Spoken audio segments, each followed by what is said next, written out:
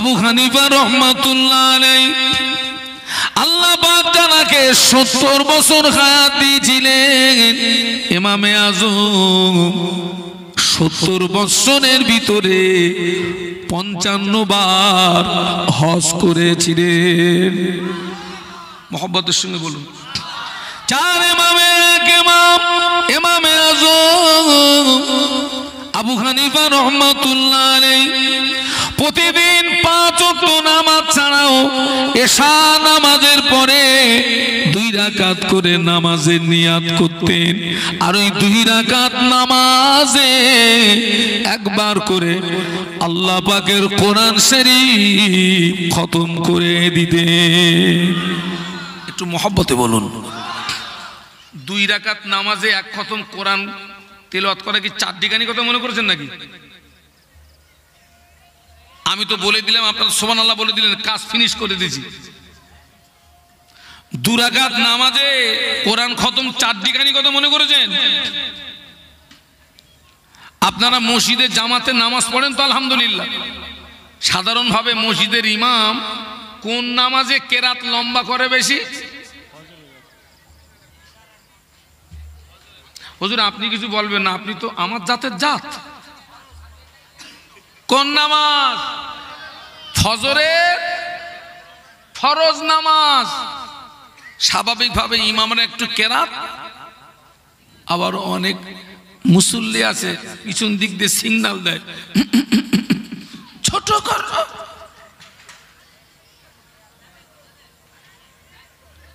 চার ইমামের এক ইমাম ইমামে আযম আবু হানিফা রাহমাতুল্লাহ আলাইহি প্রতিদিন এশা নামাজের পরে 2 রাকাত করে নামাজের নিয়াত করতেন। আর ওই 2 রাকাত নামাজে আল্লাহ পাকের কোরআন শরীফ একবার করে খতম করতেন। শুধু তাই নয়, ইমামে আযম আবু হানিফা রাহমাতুল্লাহ আলাইহি 40 বছর এশা রুজুতে ফজরের নামাজ আদায় করেছিলেন। একটু জোরে বল না বাবা, মোহাব্বতে বলো না। তাকবীর দাও, নারায়ে তাকবীর। কত বছর? কোন উজুতে কিসের নামাজ? এশার উজুতে। ওই লোকটা 40 বছর রাতে ঘুমিয়েছে। হ্যাঁ গা, ঘুমালে উজু থাকে? 40 বছর পাগল হয়ে যাবি।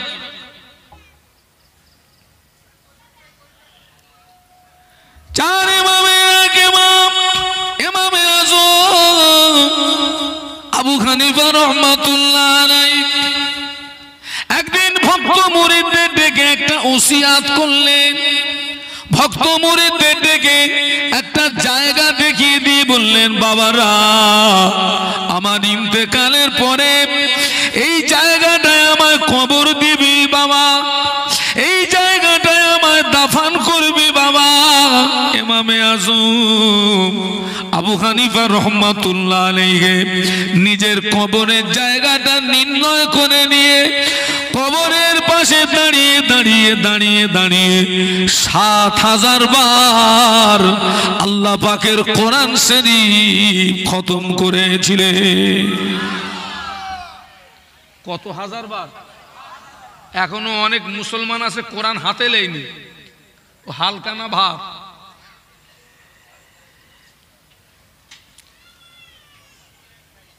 কি আমল, কি ইবাদত!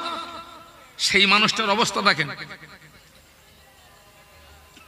আল্লাহ পাকের খানায় কাবা চলে গেলেন, আল্লাহর খানায় কাবা তওয়াফ করলেন, মাকামে ইব্রাহিমে নামাজ পড়লেন, জমজমের পানি পান করলেন। একদিন গভীর রাত, নিশুতি রাত, হুজুর কাবা এসে দেখে পুরো কাবাটা ফাঁকা। টোটাল কাবায় কোনো আল্লাহর বান্দা নাই। পুরো কাবাটা কি কেউ নেই। ও আমার মায়া, কাবা শরীফের গেলাপ ধরে দোয়া চাইলে ওই দোয়াটা আল্লাহ আল্লাহ পাকের দরবারে কবুল হয়ে যায়। কাবা শরীফের দরওয়াজা ধরে দোয়া চাইলে ওই দোয়াটা আল্লাহ পাকের দরবারে কবুল হয়ে যায়। মাকামে ইব্রাহিমের সামনে দাঁড়িয়ে দোয়া করলে ওই দোয়াটা আল্লাহ পাকের দরবারে কবুল হয়ে যায়। ইমামে আজম আবু হানিফা রাহমাতুল্লাহ আলাইহি কাবার গেলাপ ধরে কাঁদতেছেন, আল্লাহ পাক আমার জীবনের গুনাহ মাফ করে দিন, জাহান্নামের আগুন হারাম করে দিন। আল্লাহ পাক আমার জীবনের গুনাহ মাফ করে দিন, জাহান্নামের আগুন হারাম করে দিন। একটু সুবহানাল্লাহ বলতে পারলেন না? মহব্বতে বলতে পারলেন না? এত আমল কাবার গেলাপ ধরে কাঁদতেছে।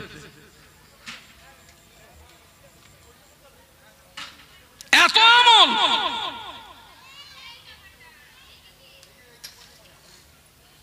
আর আমাদের জীবন দেখেন তো। আজ অনেক মুসলমান আছে সারা বছরে দুদিনের বেশি নামাজ পড়ে না। কোন নামাজ? অনেক মুসলমান আছে দাঁড়িয়ে দাঁড়িয়ে পেশাব করে, পেশাব করে পানি নেয় না। মেয়েদের ঈদের নামাজ নাই, মেয়েদের জুমার নামাজ নাই। সমাজে অনেক মহিলা আছে সারা বছরে আল্লাহর জমিনে একটা সেজদা দেয় না। অনেক মহিলা আছে পেশাব করে পানি নেয় না। এরা যদি বিনা তওবায় মারা যায় কিয়ামত পর্যন্ত তোদের কবরের আগুন বন্ধ হবে না। বাস্তব বলছি না অবাস্তব বলছি? আমার রস কিন্তু সকলে সহ্য করতে পারে না। আমি একটু পান দেওয়া একটু কম করি।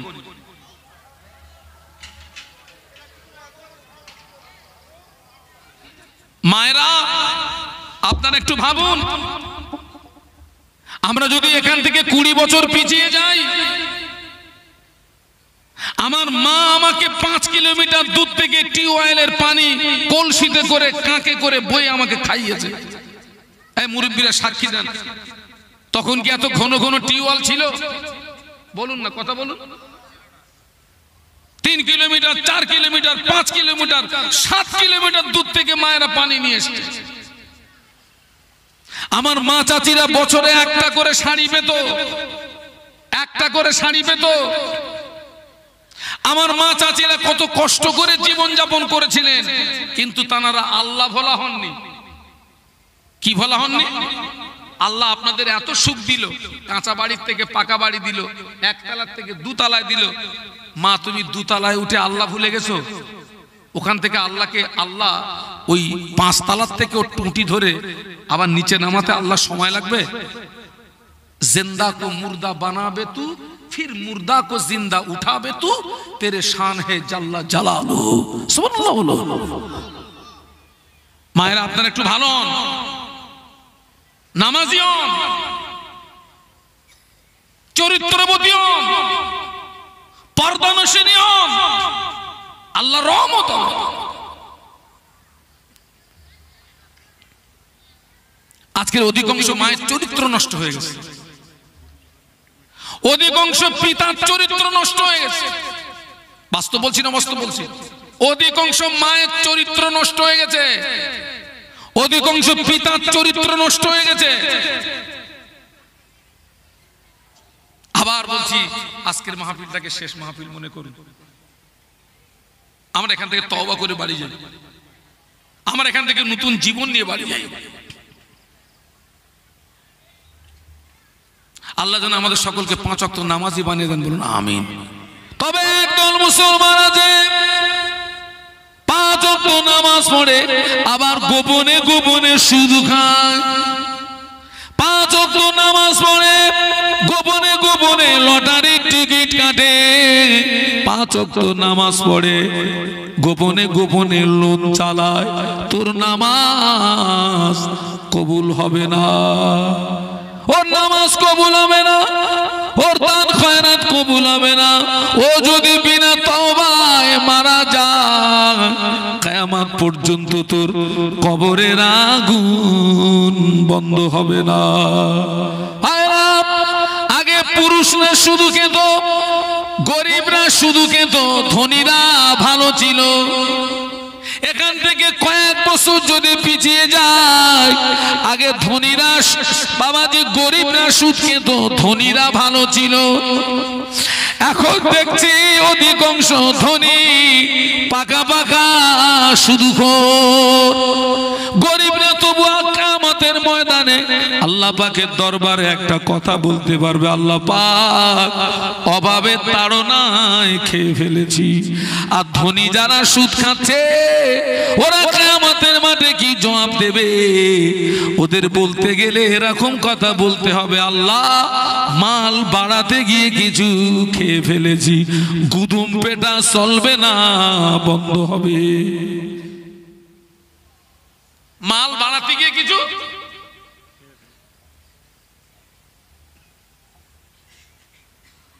ওরে সুদের টাকা না খেয়ে ওর থেকে সোরের ব্যবসা কর, ব্যবসা করে খা, শুকরের ব্যবসা কর।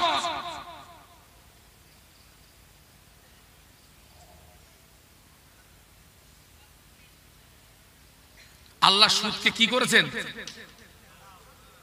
কে হারাম করেছেন? আপনি আল্লাহর বান্দা না?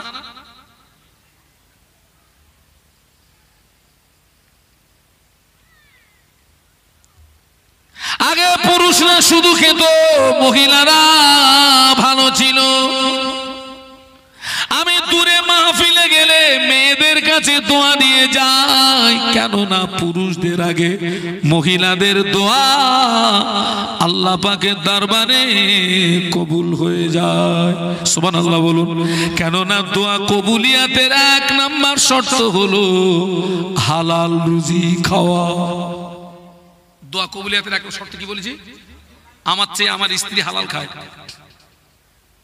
আমি এখানে ওয়াজ করতে এসেছি, এখন ওয়াজ না করে যদি এখান থেকে ডাকাতি করে বাড়ি যাই,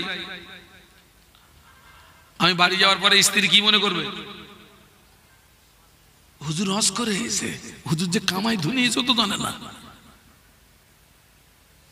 ওই মালটা আমার জন্য হারাম, আমার স্ত্রীর জন্য। কিন্তু আমার স্ত্রী যদি জেনে ফেলে যে মাল ডাকাতি করে এসে, তাহলে ওর জন্য কি? ও জানে না, এই জন্য ওর জন্য হারাম। আমি যখন রাজস্থানে মাহফিলে চলে যাই, আহমেদাবাদে মাহফিলে চলে যাই, হায়দ্রাবাদে মাহফিলে চলে যাই, ত্রিপুরায় মাহফিলে চলে যাই, মহারাষ্ট্র নাগপুরে চলে যাই, বাংলাদেশে যখন চলে যাই, মেয়েদের কাছে দোয়া চাই, ভাবি চাচি আমি অমুক জায়গায় যাচ্ছি, দোয়া করবি আল্লাহ যেন ইজ্জতটা বাঁচায়। তবে এখন আর মেয়েদের কাছে দোয়া চাই না বাবা, কারণ এখন দেখছি অধিকাংশ মহিলারা ডবল হারামখোর। ডবল কি বলেছি? ওই জন্য আর ওদের কাছে দোয়া চাইনি, যা পারি একা একা করি, মার হয় হবে, যা হবে একা একা করি। মেয়েরা এখন সমান অধিকার চাচ্ছে। ওই বাংলাদেশের বিশ্ববিখ্যাত বেশ্যা তাসলিমা নাসরিন, সে বলল ইসলাম মেয়েদেরকে অধিকার থেকে বঞ্চিত করেছে। কোথায় করেছে? কোরআনে আল্লাহ বলেছেন একটা পুরুষ একই সঙ্গে 4টে মেয়েকে বিয়ে করতে পারবে। সুবহানাল্লাহ বলুন, জোরে বলুন। আরে কোরআনে ঘোষণা তো, একটা পুরুষ কটা? 4টে মেয়েকে বিয়ে করতে পারবে। ওই তাসলিমা নাসরিন বলছে পুরুষ যদি 4টে মেয়েকে বিয়ে করতে পারে, একজন মহিলা কেন 4টে পুরুষকে বিয়ে করতে পারবে না? এখন আপনারা বলেন, আমি যদি 4টে বিয়ে করি, ওই 4টে মহিলার গর্ভ থেকে যে বাচ্চা হবে, ওদের বাপ চিনতে কি অসুবিধা হবে? একটু জোরে বলুন। একজন মহিলা যদি 4টে পুরুষকে বিয়ে করে, বাচ্চা যদি হয়, ও বাপ বলবে কারে? মারে? আরে বাপ বলবে কার? ও কার প্রোডাকশনে তৈরি?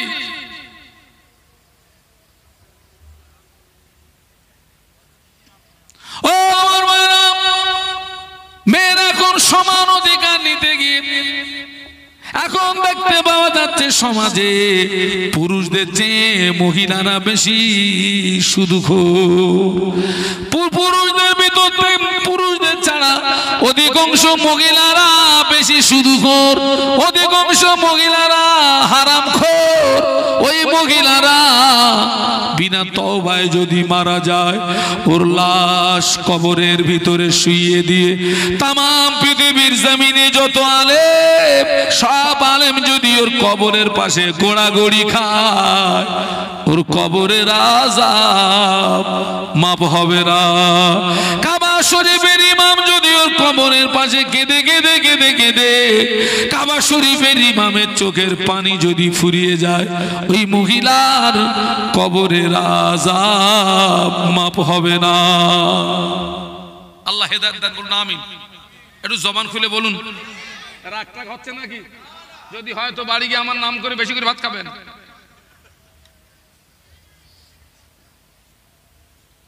শেষ কথা বলছি, আল্লাহ একদিকে বান্দাকে জাহান্নামের ভয় দেখিয়েছেন, অপরদিকে আমার আল্লাহ বান্দাকে জান্নাতের আশা। বলুন বলুন বাবা, এখনো তওবার দরজাটা খোলা আছে না নেই? আছে। আমার ফুরফুরা শরীফের মুজাদ্দিদুজ্জামান ভক্ত মুরিদদের সামনে নিয়ে কোরআন শরীফের একটি আয়াতে শরীফা তেলাওয়াত করতেন আর কানতেন, কুল ইয়া ইবাদিয়াল্লাযীনা আসরাফু আলা আনফুসিহিম লা তাকনাতু মির রাহমাতিল্লাহ ইন্নাল্লাহা ইয়াগফিরুদ যুনুবা জামিআ ইন্নাহু হুয়াল গফুরুর রহিম। এই আয়াতে শরীফা তেলাওয়াত করতেন আর কানতেন। আর ভক্ত মুরিদদের বলতেন, বাবারা, আল্লাহ পাক কোরআন শরীফের ভিতরে এই আয়াতে শরীফা যদি নাজিল না করতেন, আমি আবু বকর বুক ফেটে মরে যেতাম। কেননা এই আয়াতে শরীফার ওসিলায় কাল কিয়ামতের ময়দানে আমার আল্লাহ তার কোটি কোটি কোটি কোটি বান্দা বান্দি দিগকে নাজাত দান করবে। জোরে বলতে পারলেন না? মহব্বতে বলুন। আল্লাহ নবীর মাথা কাটতে গিয়েছিল কে? মনে নেই? হযরত ওমর। উনি তখন হালাতে কাফের, নবীর মাথা কাটা হলো না। আল্লাহ নবীর কদমে লুটিয়ে পড়ে ইমানের কলেমা পড়ার কারণে আমার আল্লাহ পাক ওমানের মতো কাঁটা কাফেরকে ক্ষমার দৃষ্টিতে দেখেছিলেন। শুধু তাই নয়, আল্লাহ পাক ওমানের মতো কাঁটা কাফেরকে ক্ষমা করার পরেও জীবিত অবস্থায় তাকে জান্নাতের সার্টিফিকেটটা দিয়ে দিয়েছিলেন। আল্লাহ নবী বললেন, রাবাইতু উমার ইয়াসিরু ফিল জান্নাতি। আল্লাহ নবী বললেন, আমি রাসূলুল্লাহ, আমি নিজে চোখে দেখেছি আমার সাহাবী ওমর আল্লাহ পাকের দয়ার জান্নাতের ভিতরে ঘুরছে। একটু মহব্বতে বলুন না, আর একটু মহব্বতে বলুন। তাকবীর দেন, নারায়ে তাকবীর। অতএব আমাদের জন্য এখনো তওবার দরজা, নিঃশ্বাসটা বন্ধ হয়ে গেলে আগামীকাল সকালটা জীবিত অবস্থায় সকাল হবে তার কোনো গ্যারান্টি। আল্লাহ আমাদেরকে হেদায়েত দেন। বলুন আল্লাহুম্মা, বলুন আল্লাহুম্মা, বলুন আল্লাহুম্মা আমিন। আব্বাজান, আল্লাহ পাকের একটি হুকুম অমান্য করার কারণে আল্লাহ পাক আমাদের আব্বা এবং আমাদের আম্মাকে জান্নাতের ভিতরে জায়গা দিয়ে খোলা অর্ডার দিয়েছিলেন, আদম হাওয়া, তোমরা জান্নাতের সমস্ত নেয়ামতকে ভোগ করবে, তবে মনে রেখে দিও লা তাকরাবা হাযিহি শাজারা, খবরদার তোমরা যেন এই গাছটির নিকটবর্তী হইও না। দেখুন, একটা কাজ করার চেয়ে তার নিকটবর্তী না যাওয়া, এই কথাটার গুরুত্ব বেশি। আল্লাহ বললেন তোমরা খবরদার এই গাছটির নিকটবর্তী বলুন না, বলুন হবে না, যদি ফাতাকুনা মিনাজ জালিমিন, অতঃপর তোমরা দুইজন অত্যাচারীদের দলভুক্ত হয়ে যাবে। ইতিহাস আপনাদের জানা, আব্বা আম্মা ইবলিসের ধোকায় সেই গাছটির নিকটবর্তী গিয়েছিলেন এবং নিষিদ্ধ ফল ভক্ষণ করে ফেললেন। আল্লাহ দুইজনের শরীর থেকে জান্নাতি পোশাক ছিনিয়ে নিয়ে আল্লাহ দুইজনকে জান্নাত থেকে বিতাড়িত করলেন। আব্বাকে জমিনের এক জায়গায় নামালেন, আম্মাকে, আব্বা আম্মার সঙ্গে দেখা নেই। আব্বাজান জান্নাত থেকে বিতাড়িত হওয়ার পরে এত লজ্জিত হয়েছিলেন, শর্মিন্দা হয়েছিলেন, লজ্জায় শরমে 40 বছর আল্লাহর আসমানের দিকে মাথা উঁচু করে তাকাননি। একটু বলুন আল্লাহু আকবার, জবান খুলে বলুন। 40 বছর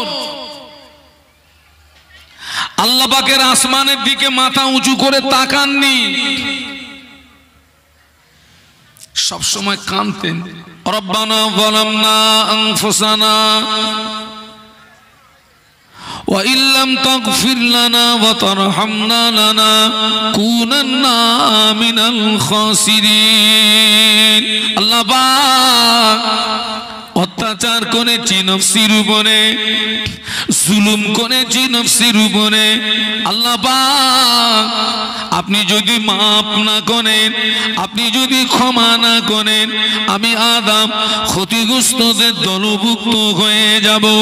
আব্বা জানের রোনাজারি, আব্বা জানের চোখের পানি আল্লাহ পাকের দরবারে কবুল হয় না।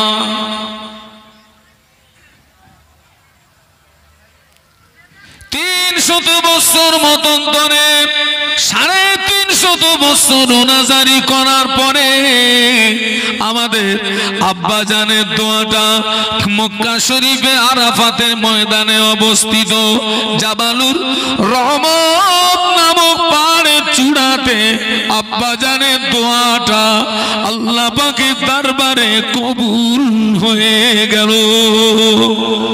মহব্বতে বলতে পারলেন না? এখান থেকে একটা শিক্ষা নিতে হবে আমাদের। শিক্ষাটা কি? আব্বাজান আল্লাহর হুকুম অমান্য করেছিলেন একটি, কেঁদেছিলেন 300 বছর মতান্তরে। একটু বলুন, কথা বলুন।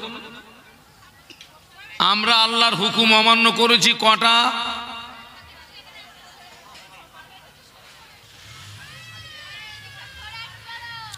কেঁদেছি কটা দিন? আল্লাহ পাক কোরআন শরীফে বলেছেন ফালইয়াদহাকু কলিলান ওয়ালিয়াবকু কাসীরা। বান্দা হাসো কম, সবাই মিলে বলুন কাঁদো বেশি। আমরা কি করি? হাসি বেশি, কাঁদি কমটা যে বললেন হাজী সাহেব, কান্না থাকলে তবে তো ভাগযোগ করবেন। কান্নাটা কোথায়?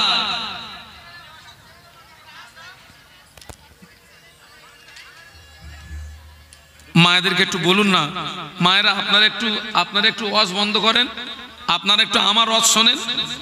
আমি চলে গেলেই আপনারা ওয়াজ করবেন, আপনাদের কাছে মাইক দেওয়া হবে। আমরা তো আল্লাহর হুকুম অমান্য করেছি অগণিত, কেঁদেছি কটা দিন? ও যুবকেরা, যত বেশি হাসবে, আনন্দ ফুর্তি করবে, তোমার দিলটা মরে যাবে, অন্তরটা মরে যাবে। আল্লাহর ভয় থাকবে না, কবরের ভয় থাকবে না, আযাবের ভয় থাকবে না, জাহান্নামের ভয় থাকবে না। তুমি যত বেশি কাঁদবে, আল্লাহ পাক তোমার মরা দিলটা জিন্দা করে দেবে। মহব্বতের সঙ্গে বলুন। আপনারা দেখেন না, বৈশাখ মাস জ্যৈষ্ঠী মাসে জমিন মরে যায়, ফেটে চৌচির হয়ে যায়। আবার যখন আষাঢ় মাস শ্রাবণ মাসে আল্লাহর আসমান থেকে রহমতের পানি বর্ষণ হয়, মরা জমিনটা জিন্দা হয়ে তার থেকে সবুজ লতার জন্ম হয়। একটু জোরে বলুন।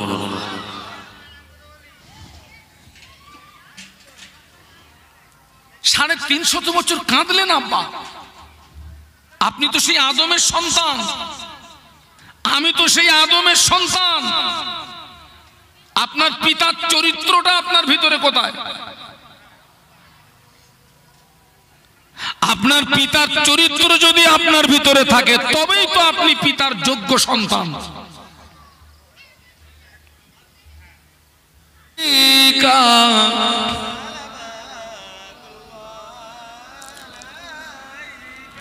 তোমারি ওসিলানে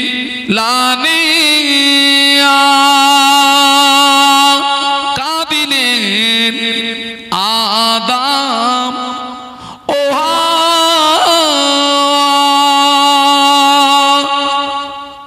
হইল মাবুদের দয়া কবুল করি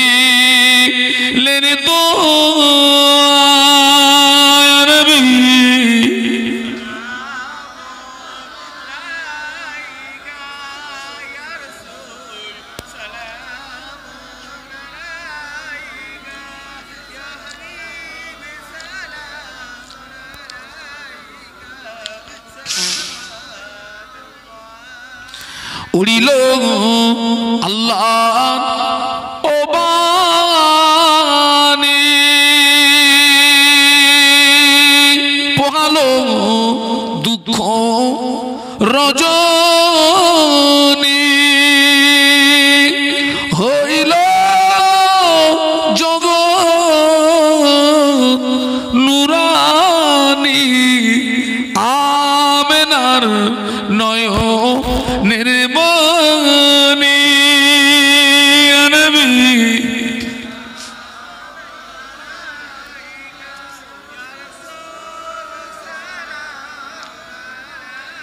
ইয়া হাবিবি সালাম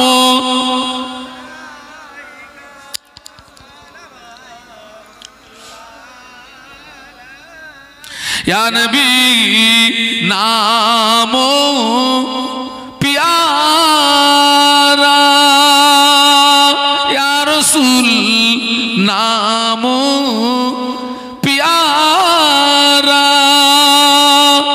अर्श पर रब ने पुकारा सच पैगो बरगे हमारा नबी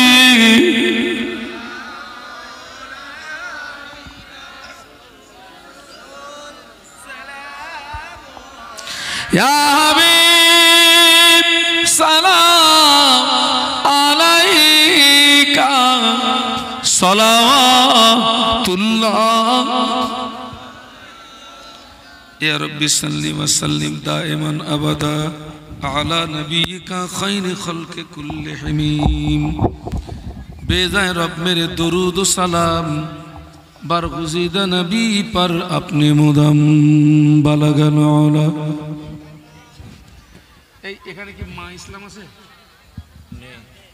ওই মা ইসলাম নাম্বারটা আমাকে দেবে তো। কমিটি ভাইরা তাবারকগুলো নিয়ে দিয়ে দেন, তাবারক দেওয়া হয়ে গেলে দেওয়া হবে, তাবারকগুলো দিয়ে দেন। যে সমস্ত ভাইরা বাইরে আছেন সকলে মাহফিলের ভিতরে চলে আসেন।